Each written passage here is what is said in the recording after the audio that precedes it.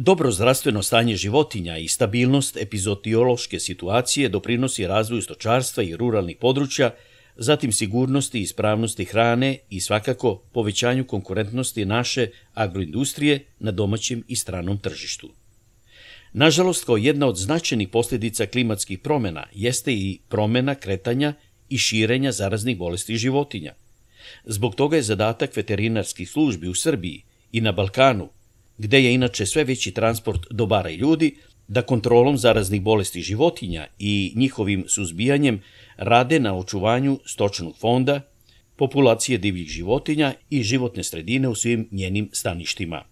Sa tim ciljem je u Nišu održan 17. po redu simpozijum epizootiologa i epidemiologa naše i država u okruženju.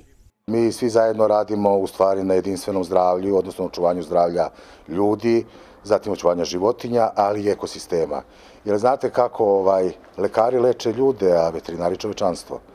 Prošle godine smo jednu od najvećih pretnji imali bolest plavog jezika, koja je u principu vektorska infekcija.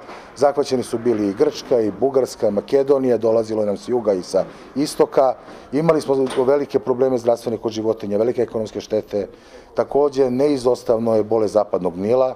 Mi smo 2013. godine imali, bilo je 302 humana registrovana slučaja, bilo je velikih oboljenja, odnosno mi smo preko programa nadzora kod životinja, da bismo pravovremeno sprečili bolest kod ljudi, odnosno pojavu virusa, vršili ta praćenja, ispitivanja i tako dalje.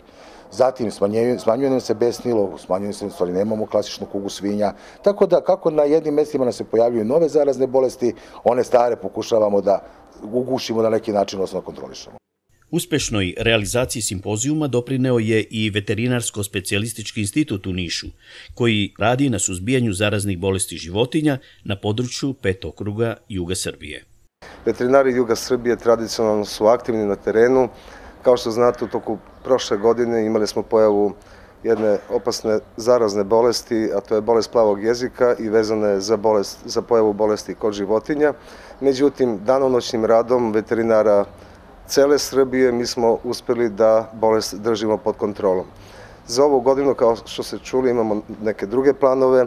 Normalno, pored monitoringa određenih zaraznih bolesti, standardno radimo ispitivanje na brucelozu, enzofilsku leukozu, tuberkulozu, infektivno zapaljenje mlečne žlezde.